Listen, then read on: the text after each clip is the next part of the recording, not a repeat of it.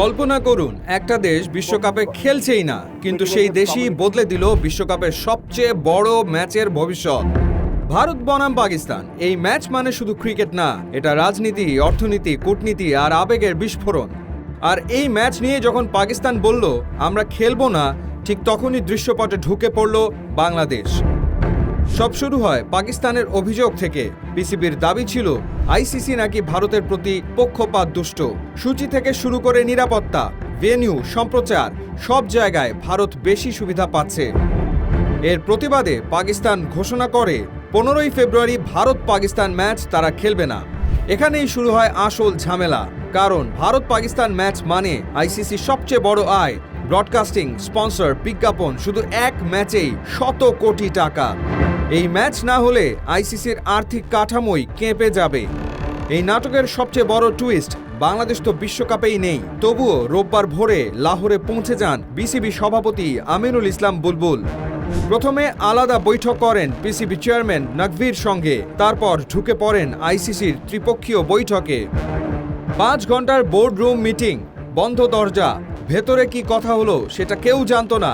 কিন্তু বের হয়ে এসেই বুলবুল দেন এক লাইনের বিবৃতি, ক্রিকেটের বৃহত্তর স্বার্থে পাকিস্তান যেন ভারতের বিপক্ষে ম্যাচটি খেলে। এটিই ছিল গেম চেঞ্জার, এখানেই আসল কূটনীতি।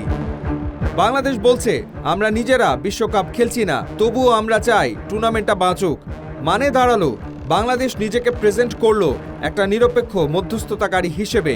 এই অবস্থানটা আইসিসির কাছে খুব শক্তিশালী, কারণ পাকিস্তান বললে রাজনীতি, ভারত বললে সরকার, কিন্তু বাংলাদেশ বলছে ক্রিকেটের স্বার্থ। এটাই আইসিসির জন্য সবচেয়ে নিরাপদ অজুহাত।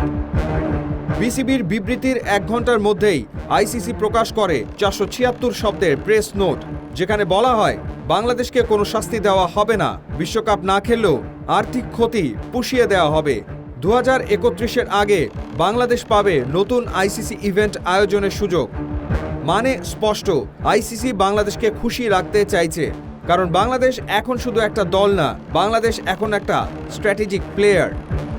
এর ঠিক 30 মিনিট পরেই পাকিস্তান সরকারের অফিসিয়াল এক্স অ্যাকাউন্ট থেকে ঘোষণা, বন্ধুত্বপূর্ণ দেশগুলোর অনুরোধে পাকিস্তান খেলবে নির্ধারিত ম্যাচ। খেয়াল করুন, ওরা ভারতের নামই নেয়নি, কিন্তু সবাই বুঝে গেছে ম্যাচ মানেই ভারত। এবং কিছুক্ষণ পর আইসিসির চূড়ান্ত ঘোষণা, ভারত পাকিস্তান ম্যাচ অনুষ্ঠিত হবেই। গেম ওভার, ড্রামার পর্দা নামলো।